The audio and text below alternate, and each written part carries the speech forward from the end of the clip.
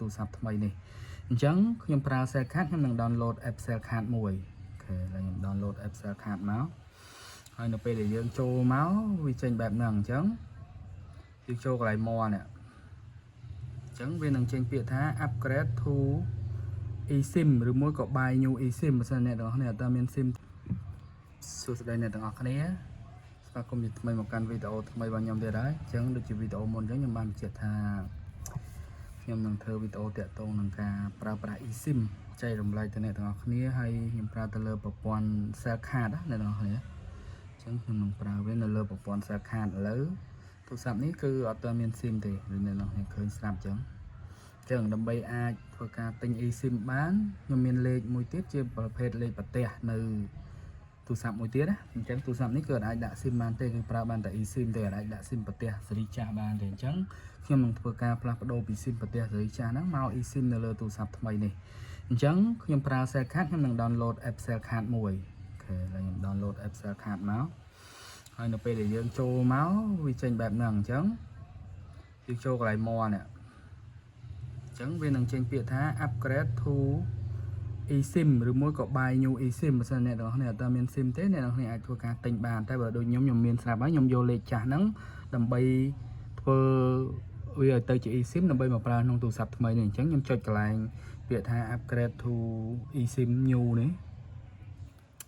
បន្ទាប់មកវាមាន3លក្ខខណ្ឌឲ្យយើងមើលយ៉ាសំទោសអ្នកនរ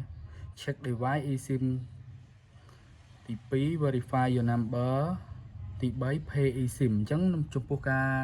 update eSIM គឺគេកាត់សេវាពីយើង$2អញ្ចឹងអ្នកនរគ្នាអាចធ្វើការបញ្ចូលលុយនៅក្នុងទូរស័ព្ទ$2ឬមួយក៏ចាំពេលធ្វើប្រតិបត្តិការយើងបាញ់លុយ$2ចូលតាមរយៈធនាគារក៏បានដែរអូខេឥឡូវខ្ញុំយកពាក្យ next អញ្ចឹងវានឹងផ្ញើ verify លេខកូដទៅកាន់លេខហ្នឹងអញ្ចឹង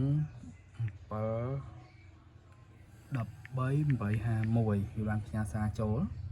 អូខេអញ្ចឹងនេះវាចេញព័ត៌មានឲ្យ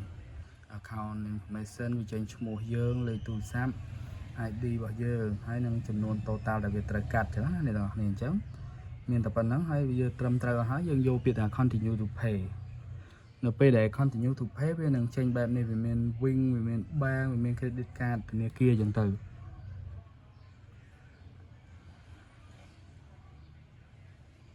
ឈប់ចុងអានេះវាអត់អាចកាត់នៅក្នុង account ផ្ទាល់ទេ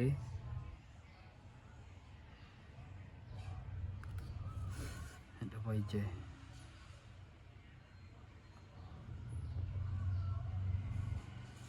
បើវាអត់អាចកាត់នៅក្នុង account ផ្ទាល់យើងមានតែបាញ់តាមរយៈធនាគារហ្នឹងតាមរយៈធនាគារ Wing ABA Acida អីចឹងណាអ្នកនរគ្នាយ៉ាសិនចាំតិចខ្ញុំថយក្រោយសិនមកខ្ញុំប៉ះដៃ continue to pay អញ្ចឹងវាមានតែប៉ុន្មានលក្ខខណ្ឌហ្នឹង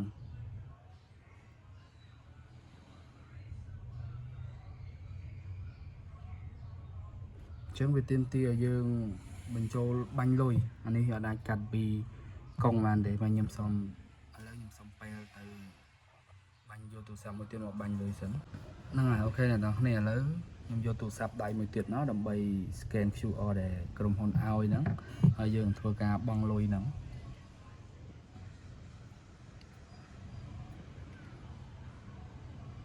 ចាំតិចអ្នកនរគ្នាយើងធ្វើការ pay លុយសិន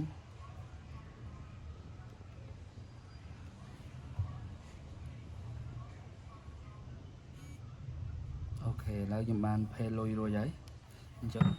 វា load message មកបន្ថែមទៀតដាក់ថា your eSIM is ready upgrade your payment eSIM has been successfully អញ្ចឹងមានន័យថា get ready to upgrade to eSIM អញ្ចឹងបានន័យថាវាដាក់សញ្ញាខ្វែង SIM នេះនឹងវា disable ហើយមិនអាចប្រើប្រាស់បានទេហើយវាឲ្យយើង stay connect Wi-Fi ដើម្បីធ្វើការ auto active eSIM របស់យើងហ្នឹងអញ្ចឹងយើងគ្រាន់តែចុចពាក្យថា process update មក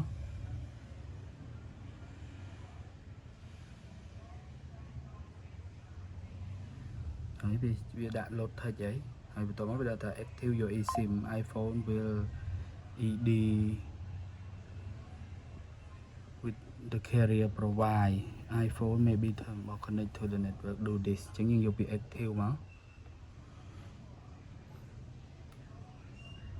អូខេឥឡូវវាកំពុងតែ active ហើយ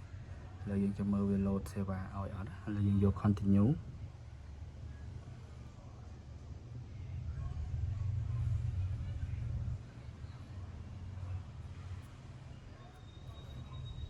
យើងធ្វើការរងចាំវាដំណើរការតិចទៅ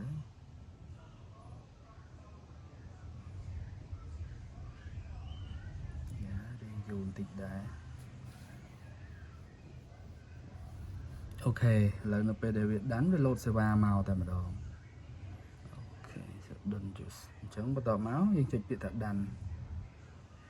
អញ្ចឹងវា load server ឲ្យហើយអូខេឥឡូវវាថាបើសិនជាអត់ដំណើរការវាឲ្យយើងចូលទៅកាន់ setting តែឥឡូវ server ដំណើរការហើយអញ្ចឹងយើងយកដាន់មកអូខេគឺរួចរាល់ប៉ុណ្ណឹងអញ្ចឹងយើងអាចធ្វើការប្រើប្រាស់ SIM បានឥឡូវយើងចុចផ្កាយ1201ទ្រង់ជ្រូកដើម្បីឆែកលុយមើលថាវាដើរអត់